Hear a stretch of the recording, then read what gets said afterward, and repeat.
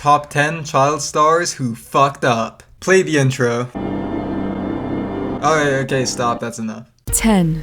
Macaulay Culkin is best known for his role of Kevin McAllister in the Home Alone movies. Well, I mean the good ones. He was high in demand for movie roles throughout the early 90s, but the films he starred in kept making less and less money, of which his parents allegedly tried to steal for themselves. After years of inactivity, Macaulay was arrested for possession of marijuana and 2 anti-anxiety drugs. He served no prison time, probably because the US gives those substances out like candy. You may have also heard that he's the frontman for a cover band called the Pizza Underground, where they sing about pizza. Nothing really that bad, but he gets an honorary spot on this list for falling short of everyone's expectations.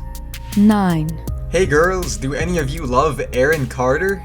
If you were a 90s kid, your room probably had posters of him all over the walls. Aaron had a lot of success when he was young by gaining an instant fan base after opening for the Backstreet Boys on many occasions and eventually selling several million albums of his own. The sad reality for musicians in his demographic is that they're easily replaceable and have a limited shelf life.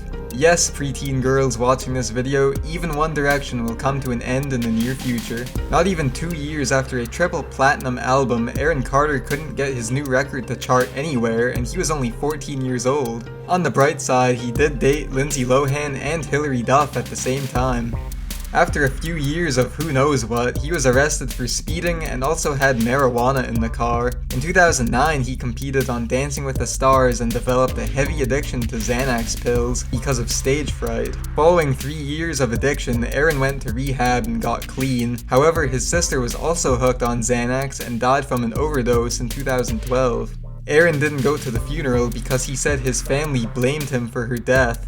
That's odd because I haven't read anything about him forcing the pills in her mouth. 8. Justin Bieber is the only star on this list who's still relevant, but the drawback of that is he still has plenty of time to be caught doing more dumb shit, and I say this as a fan. For those watching this in the future, let me know what else he did. If any of you are Bieber fans, you may be asking, what do you mean he's a child star gone bad? And if you are, I guess his boyish good looks have made you forget the laundry list of trouble he's been in. All in the span of about 2 years, Justin egged his neighbor's house, peed in a janitor's bucket, got in a fight with a paparazzi member, hit another one with his car, and was given a DUI charge. Oh my, who can tame this bad boy heartthrob? 7. While Lindsay Lohan has starred in acclaimed movies such as The Parent Trap, Freaky Friday, and the ever-quotable Mean Girls, I haven't seen the movie, I don't know any quotes. Anyway, she's completely tarnished her reputation over the past decade due to her drug and alcohol addictions. She's been arrested numerous times for DUIs, cocaine possession, driving without a license, and even shoplifting a necklace from a jewelry store. Despite only being 29 years of age, it seems like Lindsay's career crashed and burned long ago with little chance to recover. 6. Jodie Sweetin is best known for her role on Full House, aka that unfunny show that makes Disney Channel look tough. She joined the show at the age of 5, which is bound to mess up anybody's childhood.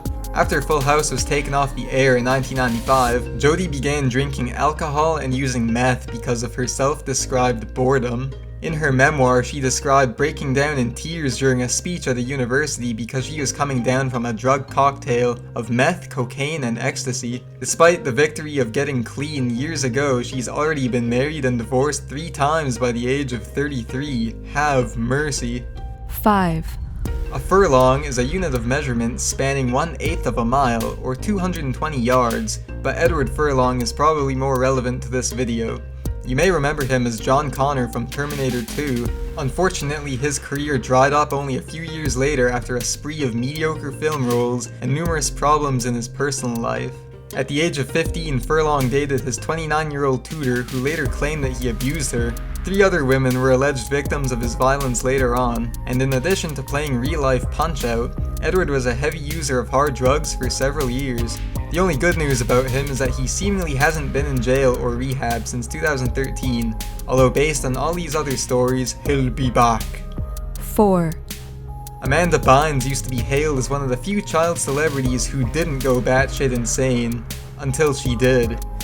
Years after starring in The Amanda Show, What I Like About You, and a few decently successful movies, Bynes announced her retirement from acting in 2012 and was soon charged with 2 hit and runs, as well as possession of marijuana, tampering with evidence, and criminal endangerment.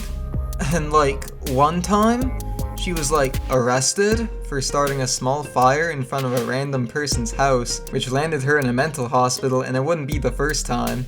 Amanda's Twitter account was also filled with a lot of bizarre material, including a video entitled "Sucking on a Sour Patch Kid, Listening to Music, Getting Ready for Tonight," where she wears a soulless expression on her face while demonically gazing into the mirror.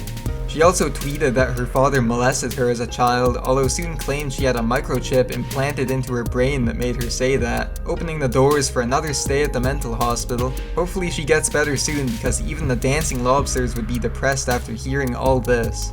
3, Only those over the age of 35 are likely to know who Dana Plato is, so if there are any older folks watching, this one's for you. Dana Plato was forced into acting as a child and was also training to be a figure skater. In 1977, she had the option of training for a spot on the US Olympic figure skating team or having a starring role on different strokes. You can probably guess which one she picked. She and her other child co-stars used drugs to cope with being famous at such a young age, and she was soon fired for becoming pregnant at age 20. Her marriage ended and she lost custody of her son due to her addictions. To make any money, Dana starred in some adult films that I'm sure Ebert and Roper gave 2 thumbs up. You may also remember her appearance from the Sega CD game Night Trap. After her accountant took all of her money, Dana moved to Las Vegas and robbed a video store while brandishing a pellet gun. She didn't go to prison probably because the law is biased and gives women extremely lenient punishments. She died in 1999 at the age of 34 from a drug overdose, and her son committed suicide 11 years afterwards, claiming that he wanted to, quote, be with mom. 2, Gary Coleman was also on different strokes, although his life already started off a lot worse than Dana's because he was born with a kidney disease and his final adult height was 4'8". Shortly after his most famous role, Coleman sued his own parents for squandering his money, which made him depressed enough to attempt suicide twice. As you can imagine, acting roles die hard when Gary had long passed puberty and still maintained a baby face along with a short stature.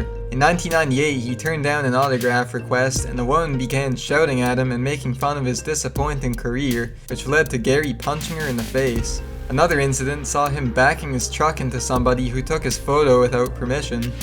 After filing bankruptcy, he had few ways to pay for medical bills aside from working as a security guard or by auctioning off a pair of his pants, the winner of which was Jimmy Kimmel.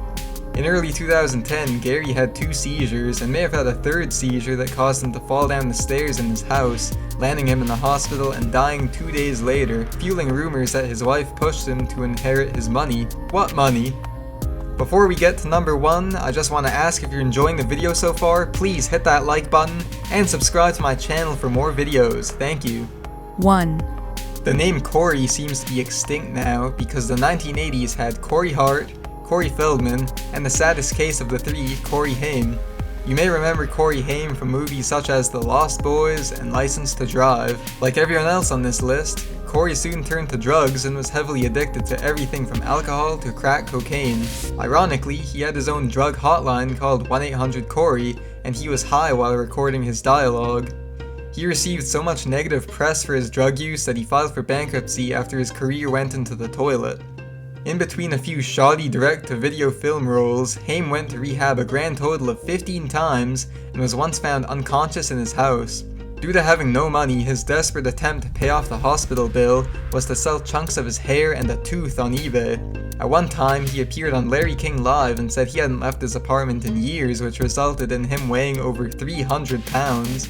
A&E launched a reality show called The 2 Coreys, documenting Haim living with Corey Feldman while he tried to get clean. One episode was quite dark, involving Haim yelling at Feldman over being molested as a child in the entertainment industry and claiming it caused his drug use.